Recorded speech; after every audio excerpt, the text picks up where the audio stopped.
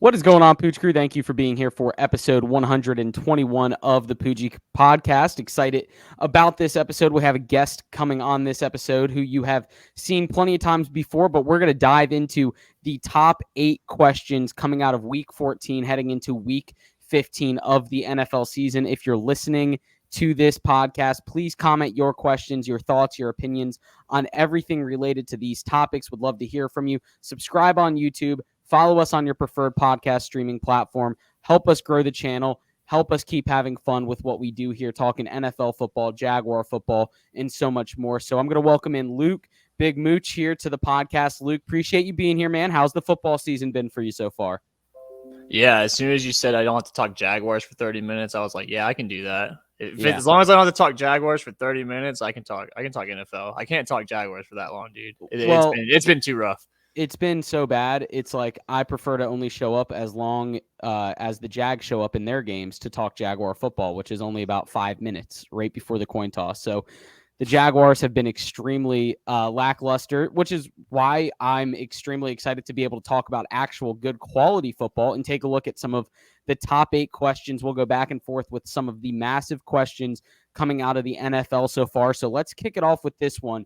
First and foremost, are the Bills still a team to fear in the AFC, coming off a very close loss to the Buccaneers, which saw them almost out of this game by the third quarter, rattling off 24 points in the second half to bring it back, tie it 27-27, only to lose 33-27 in a miraculous Tom Brady to Brashad Perryman touchdown. But Luke, what are your thoughts on the Buffalo Bills right now? Are they still a team to fear in the AFC, or have they lost some of that grittiness that we know the Bills as? No, I still really like the Buffalo Bills, especially come playoff time. You know, if they win the East, which you don't know now because of New England, but presumably if they win the East, they have a home game up in upstate New York, and in January, you know, that's really tough for any away team to go to upstate New York, play in potentially a snow game, whereas they're so used to playing up in the cold. Maybe it's just like a Florida curse. I don't know, because they came to Jacksonville and somehow put up a goose egg, or they got 3 or something like that, and then they lost to the Bucs. Maybe they just don't play well in Florida. But come playoff time, I mean, if they have a home game up in upstate New York, it's really tough for an away team to go over there. Yeah, I mean, we saw the Patriots go there. We saw Mac Jones throw 3 passes, and the Patriots win 14-10 just a few weeks ago. And that kind of solidified the Patriots as a force to be reckoned with in the AFC. And almost too soon, it felt like a passing of the torch from the Bills to the Patriots. The AFC East looked like it was going to be the Bills to dominate for years to come with Josh Allen and Stephon Diggs. But I really think the problem with the Bills is they have zero running game right now. Devin Singletary is not getting the job done. Zach Moss is not getting the job done. They seem to be an extremely one-dimensional team. I, for one, do not fear the Buffalo Bills in the AFC as things stand right now. They're 2-4 over their last 6 games. They have a loss to the Jacksonville Jaguars, which kind of started this collapse. They beat the New York Jets. Then they go and lose by about 30 to the Colts. They beat the Saints. And then they lose to the Patriots and the Buccaneers. So any opportunity they had to show up in a big game, the Bills have not taken advantage of it. I, quite frankly, think that this is going to get worse before it gets better. They do have the Panthers coming up. They still have the Patriots, Falcons, and Jets. So I assume that's 3 victories out of their last 4. They should sneak into the playoffs that way. But I'm not too certain, too happy with putting my money on them making the playoffs in this current state of things. So what about the Bills do you think it is? Just the weather? You think it's the team dynamic, the fact that they have experience going into the playoffs?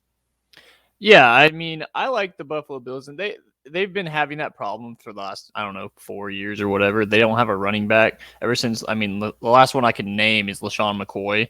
Like, that's the last running back I can name off the Buffalo Bills, really.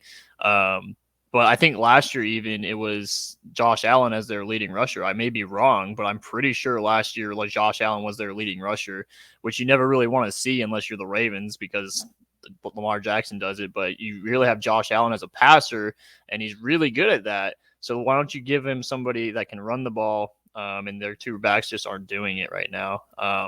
But in regards to how they're playing right now, maybe they're in a slump. I mean, the Chiefs were in a slump to begin the season. they're starting to pick it back up. They just dominated the Raiders last week, so maybe they're in a little bit of slump and they have a few weeks to figure it out.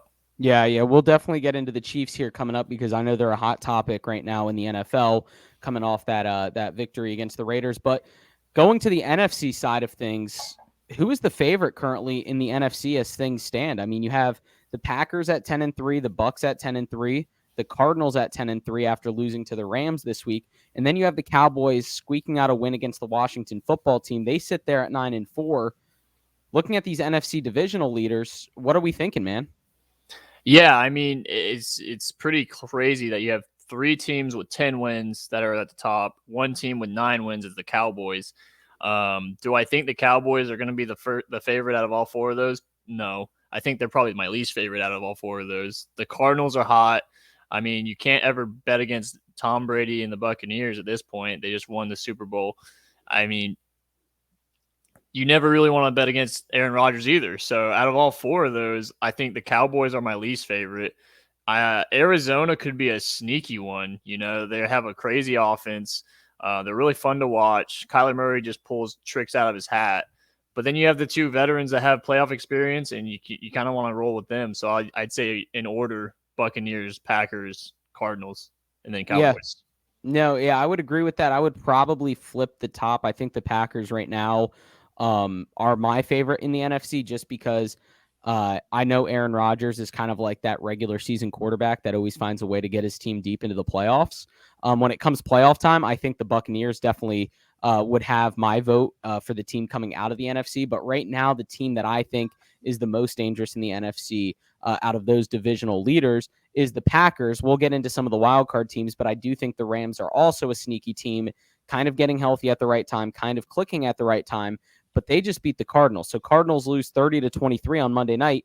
Cardinals coming up, they have the Lions, the Colts, the Cowboys, and the Seahawks. 4 very winnable games for this Cardinals team that could take them into the first overall seed for the NFC. So one thing's for certain, this stretch in December into January is going to be a lot of fun to watch from these teams. And we have to imagine Kyler Murray is going to continue getting healthier.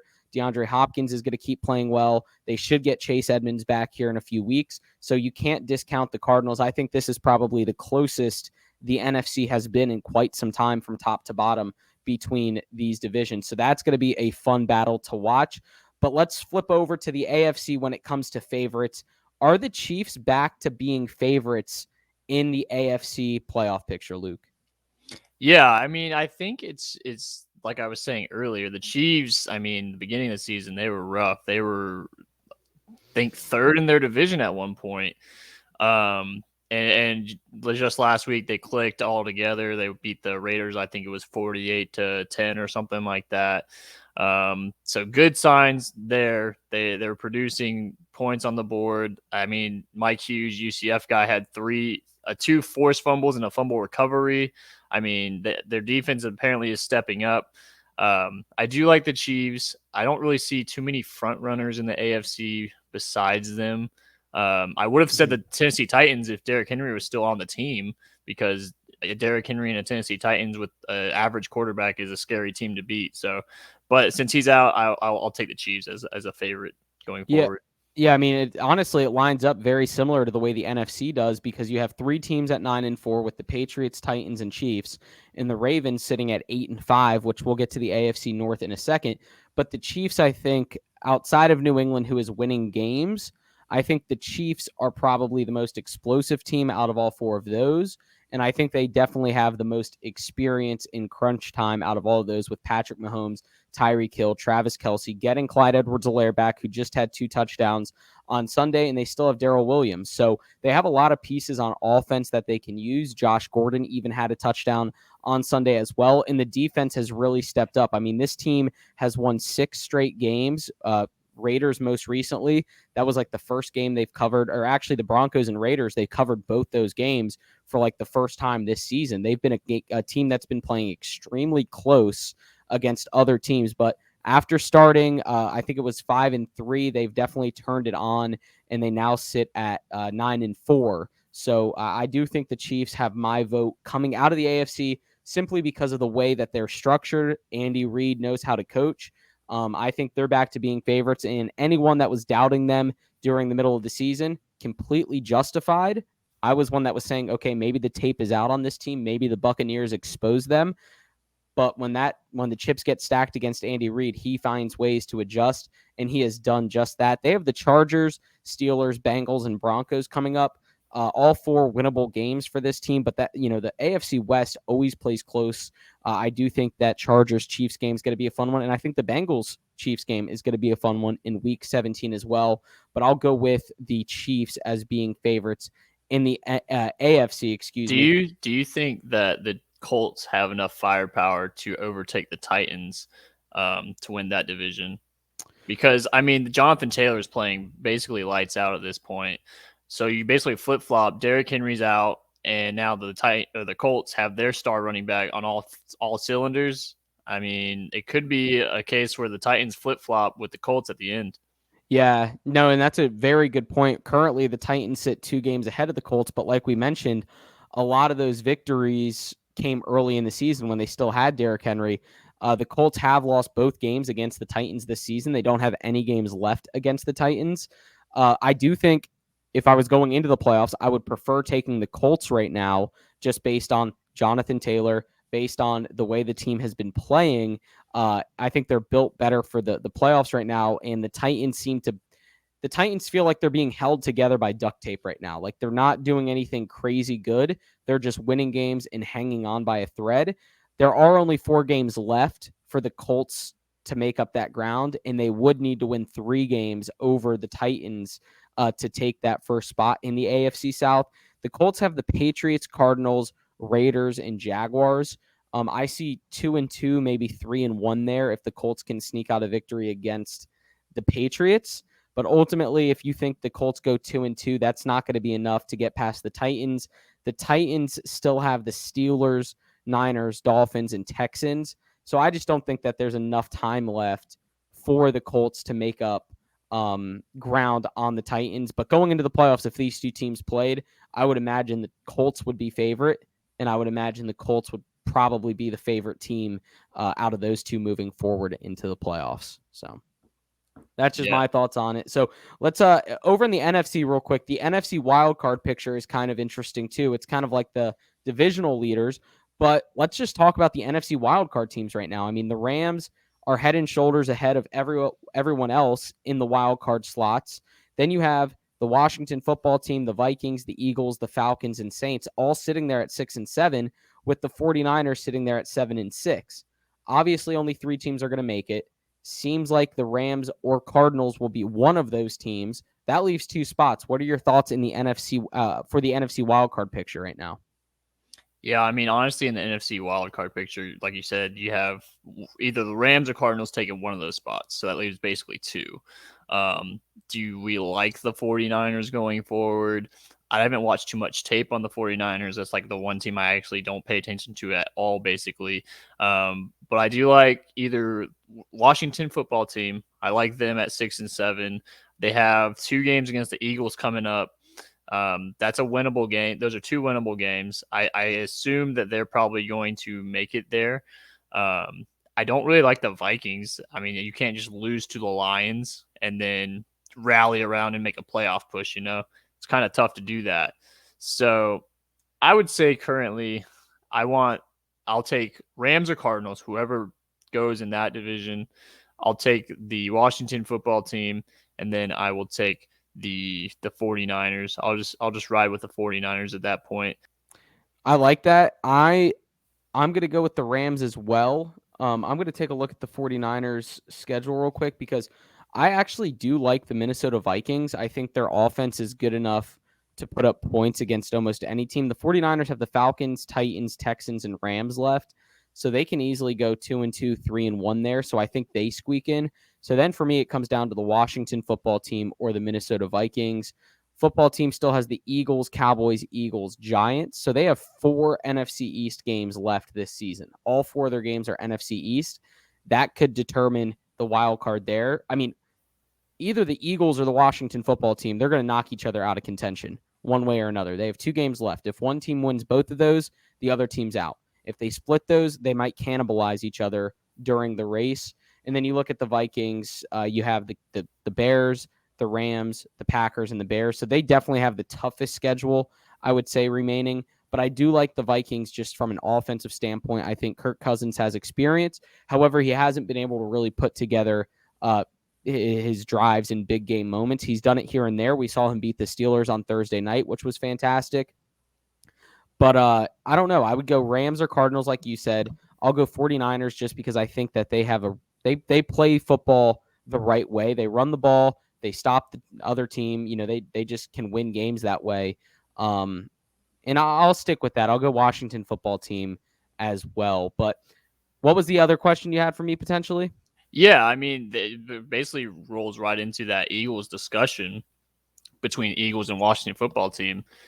If you have Jalen Hurts coming back, you have Gardner Minshew, who played a pretty amazing game. He's 22 of 25, had 238 yards or something like that. And we've seen Gardner Minshew have success in Jacksonville. I mean, how much do you need to see from Jalen Hurts to keep him out there? Or how much if he throws 2 picks or starts, not having successful drives, do you have that itch, or do you want to throw in Gardner Minshew? Because these 4 games matter. I mean, they're potentially playoff games. So how long of a leash do you have on Jalen Hurts, or would you rather have Gardner Minshew anyway? Yeah, that's extremely tough because the way Minshew played on 2 weeks ago before the bye, he definitely looked like a starter in this league. And we know he's been a starter in this league. And I think the best type of backup you can have is someone that has starting experience that's still young, like Gardner Minshew. I think the easiest way for me to put it is I think the leash for Jalen Hurts is extremely short now because of the way Gardner Minshew played. And you do have some games coming up against Washington and the Giants and then Washington again, where you do have some poor defenses that you're going up against to where Gardner Minshew could play well. Now, could it be just a one-off, game that he had and just kept the team afloat and kept them alive? Yeah, I completely agree with that. I also think Jalen Hurts is probably the answer in Philadelphia long term. But I think the big thing is okay, if this Jalen Hurts injury is lingering, do you force putting Jalen Hurts out there when you know what you have in Gardner Minshew? I say go with Gardner Minshew until you know Jalen Hurts is completely healthy. If Jalen Hurts comes out and you can tell that he's wobbling, you can tell he's not confident, then you know that you have a solid backup in Gardner Minshew to step in. If I'm the Eagles, I continue playing Jalen Hurts as much as I can, but I also think the leash is extremely short to put Gardner Minshew in if the opportunity presents itself. What do you think? Yeah, I mean, I've been the biggest cheerleader for Gardner Minshew ever since we drafted him in the 6th round here in Jacksonville. I mean, I love the guy out in Washington State. He was a baller over there. He came over here. He has that it factor where he just wants to go out there, do anything he can to win. Now, he doesn't have the amazing cannon of an arm, but he does. He has the smarts and he scrambling ability. So I think if they come out flat for the first half against the football team, that there could potentially be some murmurs or some commotion going on the sideline, and Gardner Minshew just kind of standing around the coach with his helmet on, ready to go in. And I don't blame him for that because he just put up an amazing game 2 weeks ago before the bye, and he deserves it. Yeah, and his good game was against the Jets, so we will preface it with that. It was against the Jets. He did help the Eagles pull away. This wasn't like Gardner Minshew just handing it off and letting the plays develop as they go. Gardner Minshew controlled that game from start to finish and won that game. Also, Jalen Hurts has not eclipsed 180 yards in 5 straight games passing. He has 103, 162, 178, 147, 129, and he's got 3 touchdowns and 4 interceptions in those 5 games. So he is not playing like he was earlier in the season. However, where he gets you is rushing the ball. He's had, in those same 5 games, 71 rushing yards, 62, 55, 69, and 77. Gardner Minshew can run the ball. He can extend plays. But I think at the end of the day, Jalen Hurts is probably the more versatile weapon for them in kind of in that type of offense. You need someone that's going to be able to do that. I would love to see Gardner Minshew get a chance, though, to step in and continue playing. I feel like he earned the opportunity, especially if Jalen Hurts isn't fully healthy. What I'm bummed about is the Eagles just had a bye week this week, and I feel like had the Eagles played and Gardner Minshew gotten a chance to play, maybe go 2-0 in back-to-back weeks, maybe that, begs the question for Gardner Minshew even more to start over Jalen Hurts. So that's definitely something to think about there. Something interesting to watch going into this Week 15 game against the Washington football team. Let's flip over to the AFC North real quick. In your opinion, who's going to win the AFC North, Luke? It's a crazy battle right now. You have the Ravens at 8-5, the Browns at 7-6, the Bengals at 7-6, and then the Steelers at 6-1-1. Obviously, with that tie coming to the Lions a few weeks ago, but this is an extremely close division right now. There's certain weeks where I'm like, okay, this is the best team, and then the very next week, that same team looks like the worst team in the division. So, what are you making of the AFC North as things stand right now? Can you give me an update on Lamar Jackson? I know he got carted off the field. What does that look like? I have not seen anything come out on Lamar Jackson. I think they said it's nothing overly serious, but it's obviously definitely something to keep an eye on with that Ravens team because he pretty much is the offense. Like the offense runs as he runs. And without him, Tyler Huntley can only do so much. But at the end of the day, Lamar Jackson has to be on the field. While you talk about what you think with this, I'll read real quick and see if I can find anything as far as what the outlook is. Yeah, so in regards to that, I mean, if I'm looking at the Ravens are Lamar Jackson, like you said. He's basically their running back and quarterback at the same time. Now, I will say in the past few games, his quarterbacking ability, throwing the ball, has been a little bit lackluster. He's been having a lot of pick problems. So if he is out of the game, I don't really see how their backup quarterback can produce the same output on the ground. Probably it might be a little bit better passing, but Lamar Jackson is just an electric player on the ground, and he'll make players miss and everything like that. I don't really like him going forward if he's out. If he's still in, I actually really like the Bengals. I'm a big fan of the Bengals. I like Joe Burrow in his second year. He partnered up with his college buddy from down in LSU, Jamar Chase. They have a good connection going. Now, I like their offense better. I like their offense probably the most out of all four of the teams in the North. The Browns, I'm not a big proponent of Baker Mayfield. They have probably one of the better defenses, but I'm not a big proponent of Baker Mayfield. So I would go with the Bengals, honestly. I just like Joe Burrow and the offensive weapons that he has to throw to. And I think he's in it and he's ready to go to the playoffs. Yeah, I'm on you with the Bengals train. I think the Browns beat the Ravens on Sunday. I think that's a game the Ravens win if Lamar Jackson stays healthy. The Ravens fought all the way back as best as they could to make it a game. Some coaching errors late in the game cost them that game, but I don't think the Browns are contenders. I think they are more pretenders. Jarvis Landry is now on the COVID list, so I don't even know if he'll be available for Sunday. Kareem Hunt is back to being injured. He's doubtful for Sunday, I know. So the team just can't stay healthy.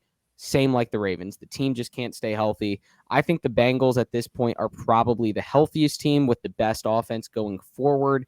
And the Ravens' next four games are Packers, Bengals, Rams, Steelers. That's just a gauntlet you don't want to play. You have to imagine you go 2-2 at best in those four games. That puts you at, 10-7 on the season if you're them. So it's going to be an extremely tough uphill sledding if you are the Ravens. Whereas you look at the Bengals have a little bit more manageable schedule. They do have the Broncos. I could see them beating the Ravens. They do play the Chiefs, which could be a big game there for the AFC playoff picture, and then the Browns. I'm going to go with the Bengals as well. I don't necessarily think they're the most talented team, but I think they are the healthiest team and the best team right now.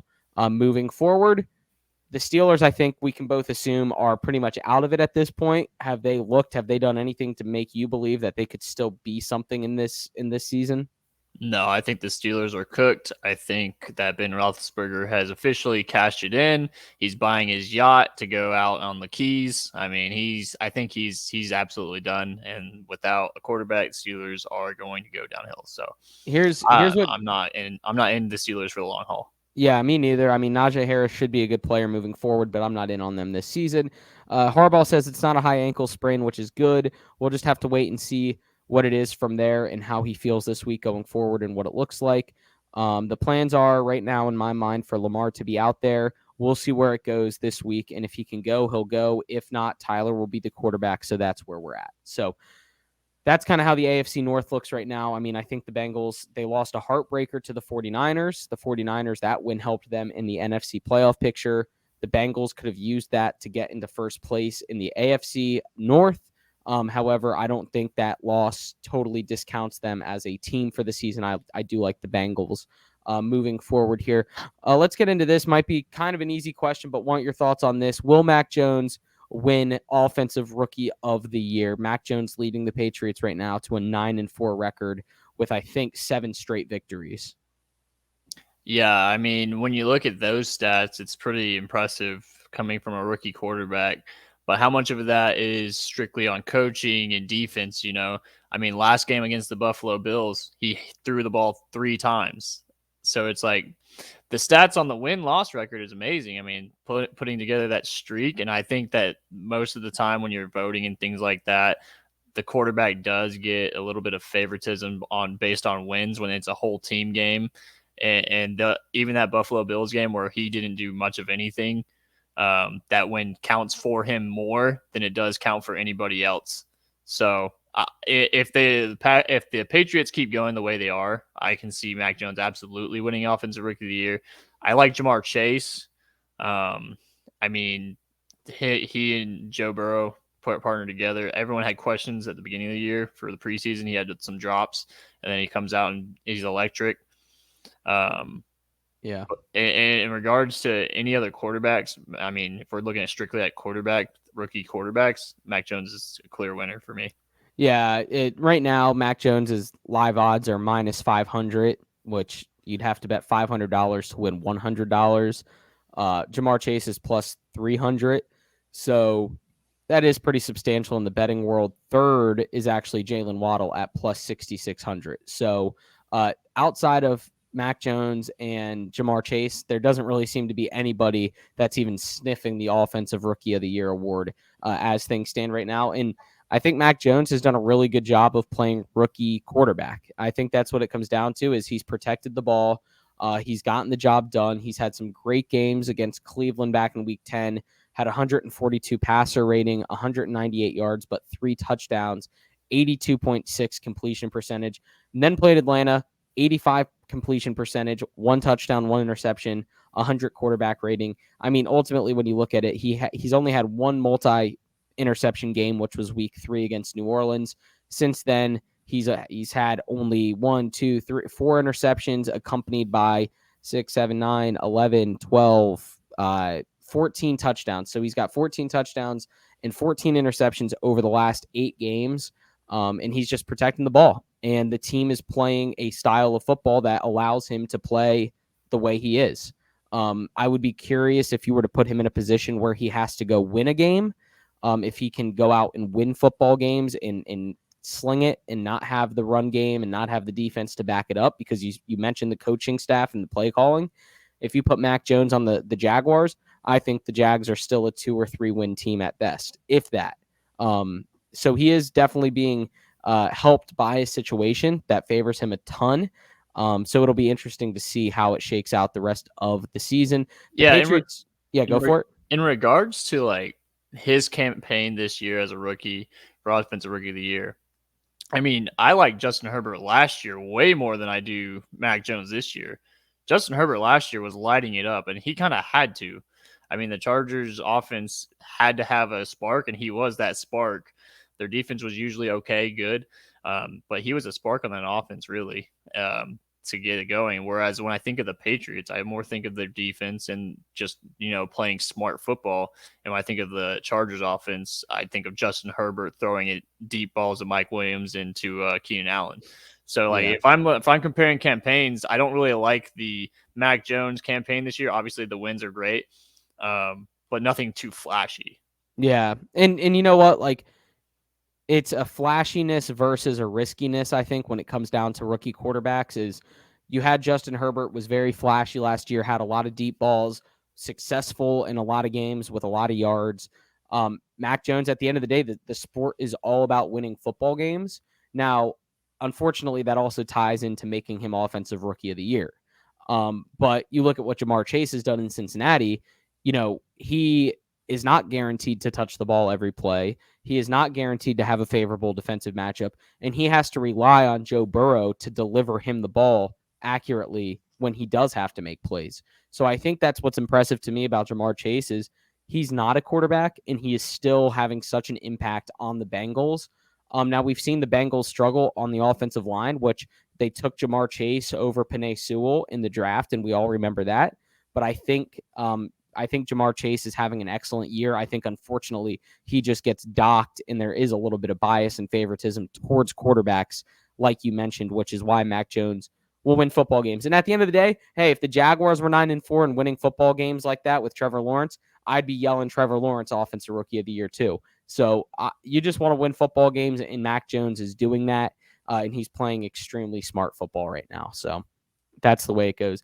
Let's get into this last question real quick. Kind of a fun one for us to debate of a sad topic. But what team will have the number one pick come April? In your opinion, what number one team or what team will have the number one pick? You have the Lions currently holding it at 1-11-1. And then you have the Jags at 2-11, the Texans at 2-11, and I think the Jets are at 3-10, sitting in fourth right now. So, what team's gonna have the number one pick, Luke?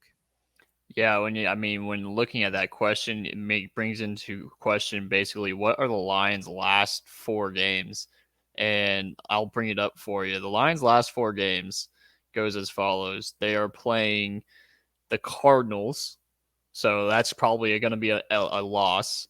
Then they have 2 away games, so the next 2 games are away, and it's the Falcons and Seahawks, both winnable games, but they are both away, so it's not like they get a home game against an easy team. They have to go away to play a team that is winnable. And then they have their last game at home against the Packers. Now, in this case, are the Packers packing it in, and they're in the playoffs, they don't care anymore, the seating's all set, nothing, they don't want to risk any injury.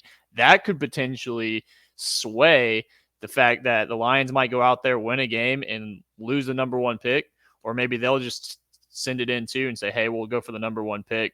So I'm going to stick with the Lions just simply because their schedule at the end kind of doesn't work out for them. But I am very convinced that the Jaguars are going to be locked in at 2 or 1. 2 or 1. They're for sure. After watching them all year, I'm not going to see them win another game this year. Yeah, I'm going to go with the Jags as the number one pick come April. We saw some screwy shit happen last year with the Jets beating the Rams when no one thought they would, and that put the Jaguars in the number one overall pick. The Lions are a team that they play tough, and they love their coach, and Dan Campbell loves his players. And what's going on in Jacksonville right now versus what's going on with the Lions right now, if you told me one team has to win one game from here on out, I would put my money on the Lions just because those players want to play for Dan Campbell, and they have pride for what they play in Detroit. So I think the Lions have a better chance to win against the Falcons, potentially even the Seahawks. But like you said, the Packers, depends on where the Packers stand as far as like the bye week and getting the first overall seed in the NFC. But the Jaguars, they're not going to win a game from here on out. They have the Texans and the Jets, which are their 2 best opportunities. But the Jaguars just laid a literal goose egg, 20-0 against the Titans on Sunday. So the Jaguars haven't done anything to really show me that they are a competent team to win games. I'm going to go with the Jaguars getting the number one pick. I don't know if the Jaguars will trade out of that pick. I don't know if there's a guy that they desperately want that changes the direction of this franchise like we thought we had in Trevor Lawrence, which I believe we still do. We can get to that in another video. But at the end of the day, I think the Lions play harder for their coach. Jacob and I are going to jump on and do another video. If anyone's watching wants to be on the lookout for that video, we're going to actually dive into what's going on with the Jaguars and Urban Meyer and what's to come with the Jaguars over the next few weeks. But I say Jaguars, number one pick in the NFL draft come April. Back-to-back number one picks. First time ever, right? I think that would be the first time ever, which is embarrassing. And we've never had a number one pick until last year. And then for us to do it back-to-back seasons says everything you need to know. As a Lions GM, are you sticking with Jared Goff or are you looking elsewhere come draft time?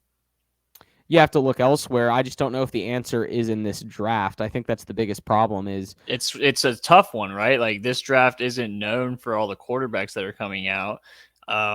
the front runners at the beginning of the college football season was Spencer Rattler, who's been benched, Sam Howell at UNC, who hasn't been performing that well.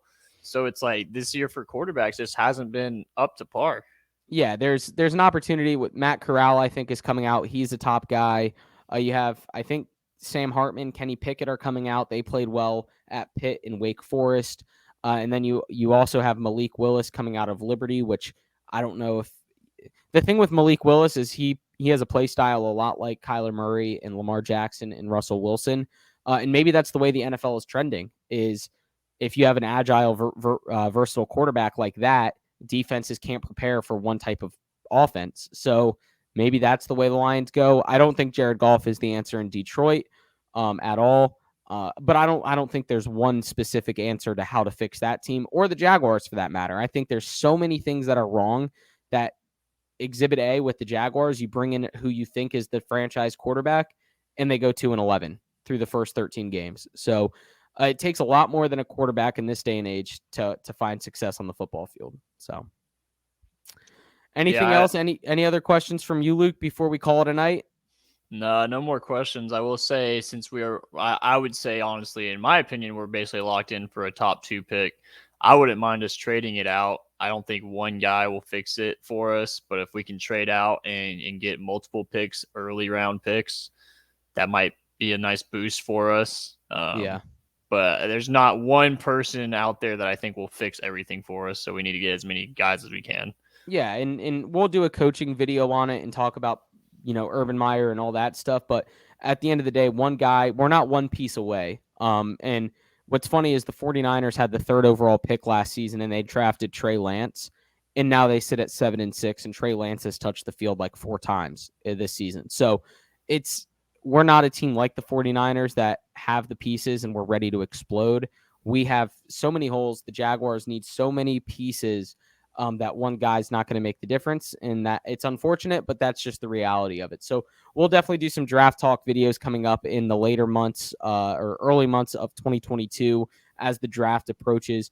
But if there's nothing else from you, Luke, I got nothing else. I appreciate you being here and doing this, man, and thank you for the time and doing this. Those out there listening, again, subscribe to the channel, follow us in your podcast platform, follow us on Instagram, all that good stuff, Facebook.